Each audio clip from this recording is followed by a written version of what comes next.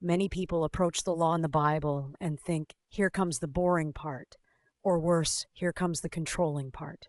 But if you understand the storyline, the law becomes one of the most practical and psychologically accurate pieces of the Bible's rescue plan. The law appears after rescue. Israel is enslaved, then rescued, then formed. This order matters so much that if you reverse it, you break the message. The Bible is not saying obey to be loved.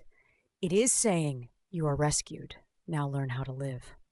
So the law is not a ladder to climb into God's favor. It is a map for a free people.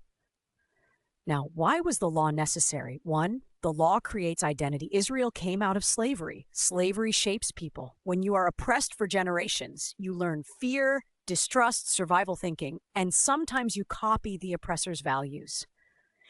Egypt's system was power, control, and exploitation.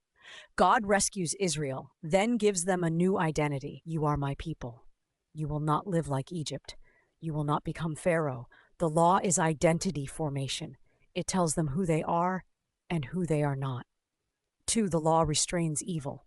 In a fallen world, rules restrain chaos. You do not need laws because humans are great.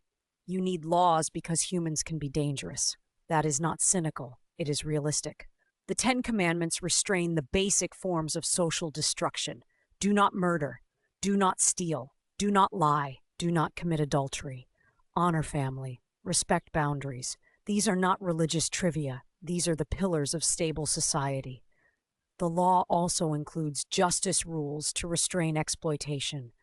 Rules about fair treatment, honest weights and measures, limits on debt slavery, care for the poor, and protection for outsiders.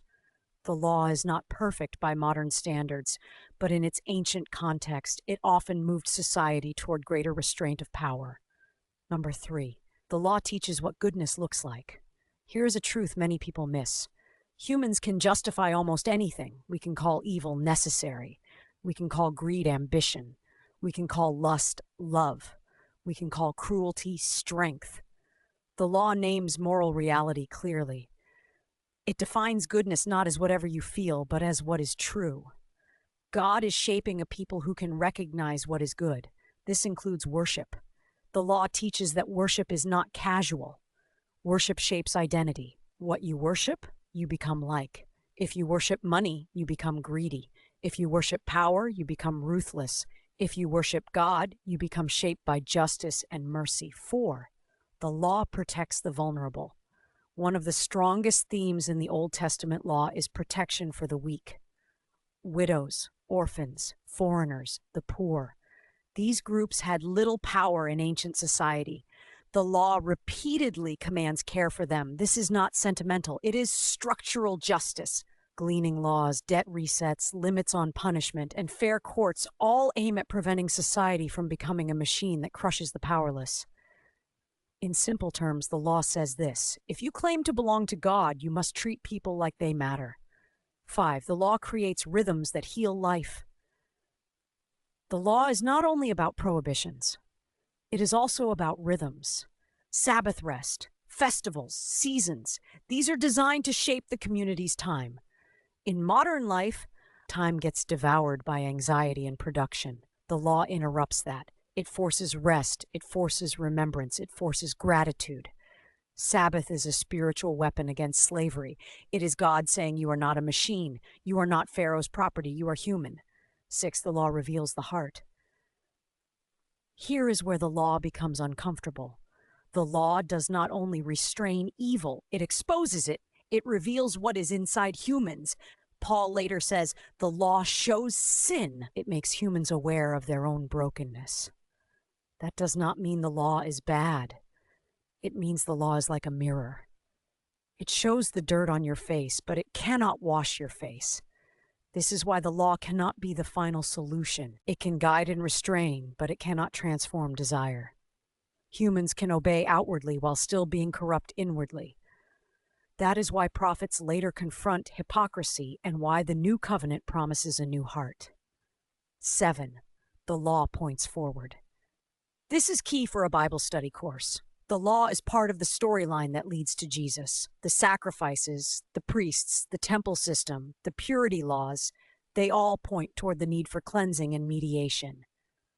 They are like signposts.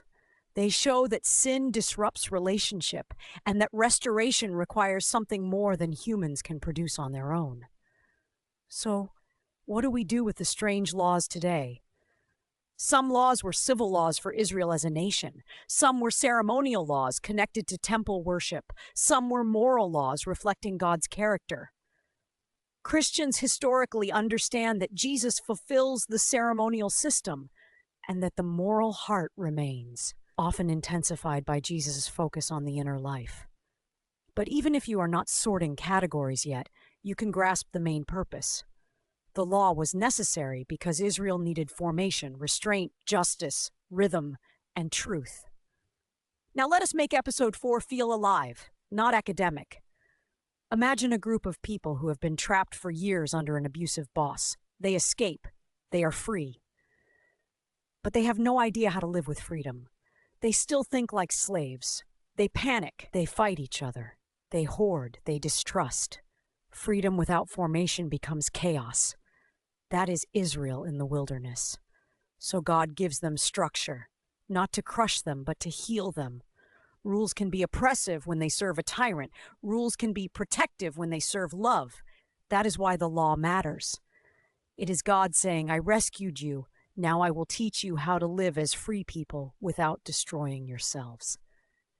Here is the awe-inspiring takeaway for episode 4. God does not only rescue people from slavery, God rescues people into wisdom. God does not only say, you are forgiven, God also says, now become whole. The law was an early stage of that wholeness, a map for life, a mirror for the heart, and a signpost pointing forward to the deeper rescue that comes in Jesus.